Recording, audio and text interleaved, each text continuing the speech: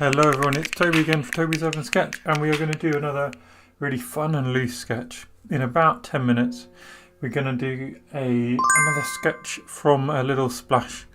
A really interesting technique, something relaxing to do. I happen to be doing this on a Sunday evening, but something relaxing to do at your weekend or when you finish doing lots of other sketching or just to warm up even. So let's get started. How are we going to do this? We're going to use a big brush. I've got a mop here, and we'll just start by some little taps. Today I've chosen a nice red and alizerin, and we're just going to literally make ourselves a really interesting splodge. Now the fun of doing this is you get to learn how your colours work and what kind of, well, how they spread, how they mix, how water impacts them. And you get to just create a little bit of chaos on the page. Going to add a little bit of blue in this time. Blue and red sort of almost neutralise, make a lovely purple colour. And this can perhaps be shadows or something like that in our sketch. And then a bit more of this red. And that is all I'm going to do. Now last time I did this, you can check out the other video of course on YouTube. I used a hairdryer. This time I was going to let it dry naturally, and then we'll get a much more granular, interesting pattern when these colours have just done their own thing for a while. Now we are almost dry, but there's so much water in some of these splashes that they're going to take forever to dry. So what we can do is we can just come in with a brush or a tissue and just lift some of that water out. That's also going to create some different textures in our fun little splashes, especially over this side. Maybe I'll use tissue for some of them and just pick up, and it's going to create a bit of a mess, but that is fine. I'm after interesting textures. Okay, and there we go. So now we have a dry page and we can start having a little bit of fun with the ink. So what we're going to do, we're going to just find ourselves some shapes in here.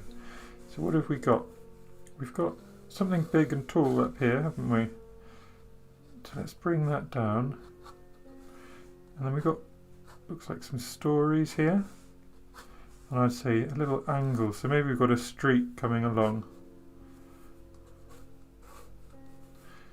and the same here. So let's just keep our perspective true.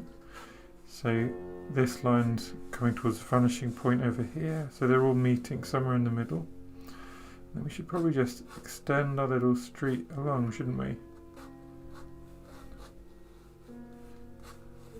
Just finding those shapes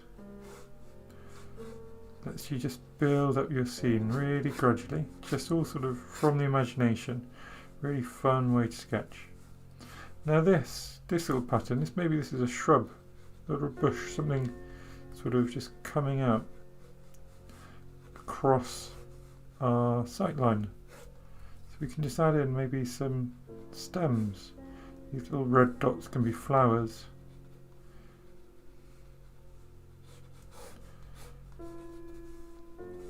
A few little leaves as well.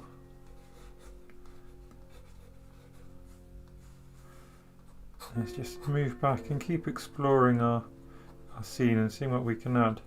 Last time I went very abstract, obviously this is definitely going to be abstract again, isn't it? But we could add a bit more specific detail. Maybe we can get some sort of shop signs in. And again, they can just get smaller into the distance. We could even add some people, couldn't we? We can end up building this scene up a remarkably large amount. Why don't we put a little doll in the window? So maybe this is a shop with some clothes in. And we can have a little sign coming out the side. You see, you're just building up little bits of detail, having a little fun with what we're doing. This road I've almost curved it around, haven't I? So why don't we keep that curve going?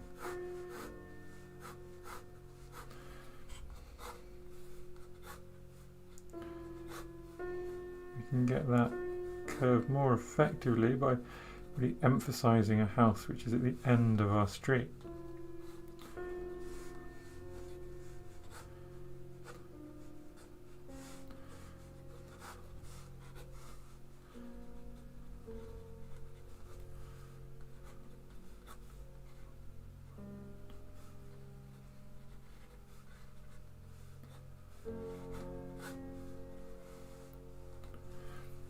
And then let's just keep our little idea of a few people. Why not just have a person all the way in the foreground here, just walking in front of this bush. And let's get some windows going up here. Really helps with the perspective, having windows helps just understand a little bit more about what's going on in the scene. We can shorten these buildings.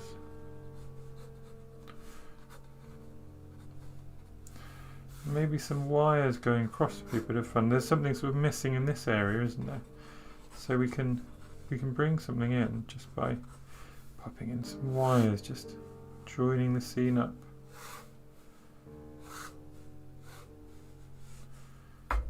And there's always room for a nice lamppost or something like that, isn't there? So let's get this lamppost, another one in the background. We can even have one just peeking up here.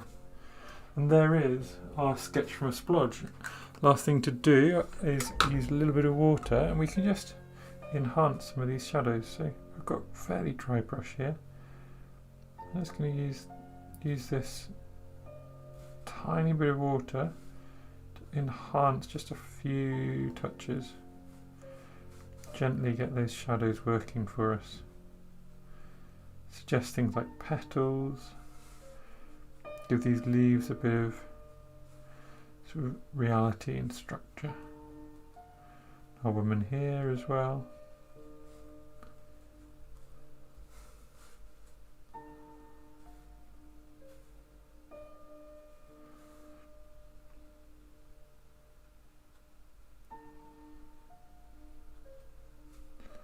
All these little places where shadows might exist. We can decide this side's going to be in shadow as well. So we've got this sort of consistent light coming across here.